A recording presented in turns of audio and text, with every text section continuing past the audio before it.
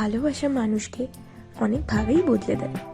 কীরকম অনায়াসে নিজেদের শখগুলো ভুলে সেই মানুষটির পছন্দ অপছন্দকে কখন যে আমরা নিজের করে ফেলি বুঝতেই পারি না, তাই না?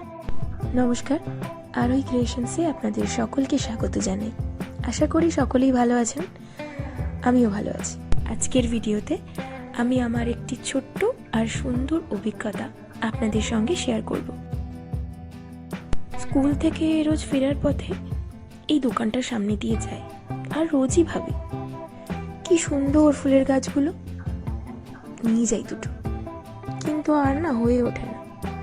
আজ হঠাৎ কি মনে হলো নিয়ে যাই। এই ভেবে দুটো জবা ফুলের গাছ আর একটা মানি প্ল্যান্ট নিয়ে নিলাম।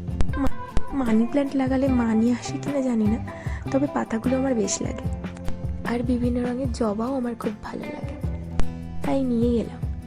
গত বছর এরকম সময়ে 3-4 রকমের ফুলের গাছ এনেছিলাম, কিন্তু সেগুলোর কোনোটাই আমি নিজে হাতে লাগাইনি। মাই করে বরাবরই এসব, কিন্তু এবারে ভাবলাম নিজেই করব। তারপর যথারীতি চলে গেলাম আমাদের বাগানে মাটি আনার জন্য। গাছ সম্পর্কে সেরকম কোনো অভিজ্ঞতা বা ধারণা কোনোটাই আমার নেই, তাই গাছগুলো যেই দোকান থেকে আনলাম সেই দোকানদার কাকুর থেকেই সবটা শুনে নিলাম কি কি করতে হবে। উনি সেই সঙ্গে কিছু প্রয়োজনীয় সারও দিয়ে দিলেন আমাকে। ব্যাস, কাজে লেগে পড়লাম। গাছগুলো আনার 2 দিন পরে আমি গাছগুলোকে লাগিয়েছি। তার মাঝেই ফুলগুলো ঝরে যায়। তারপর মাটির সঙ্গে সমপরিমাণ সার মিশিয়ে একটু জল দিয়ে একটা মাটির টবেই গাছটা বসালাম।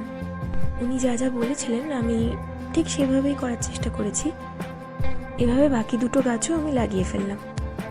বিশ্বাস করবেন না, গাছগুলো লাগানোর পর আমি যে কতবার তাদের দেখছি, টবগুলোকে দেখতে গেছি, কেমন একটা মায়া মায়া হচ্ছিল জানেন। সকাল আর বিকেলে অল্প অল্প করে একটু জল দিতাম। 2 দিন পর হঠাৎ দেখি বেশ সুন্দর ছোট্ট কুড়ি হয়েছে। মনটা এত খুশি হয়ে গেছিল না, কি বলবো।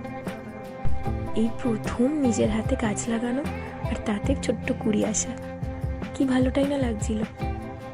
ভীষণ সুন্দর একটা অভিজ্ঞতা। এরপর থেকে আমি রোজই অপেক্ষা করি কবে সেই কুড়িগুলো ফুটবে। ফুল তো আমিও ভালোবাসতাম, কিন্তু গাছকেও যে ভালোবাসবো এটা কখনো ভাবিনি। ভিডিওটি ভালো লাগলে অবশ্যই একটা লাইক করে দেবেন, আর কমেন্ট বক্সে অবশ্যই জানাবেন আপনাদের প্রিয় ফুল কি।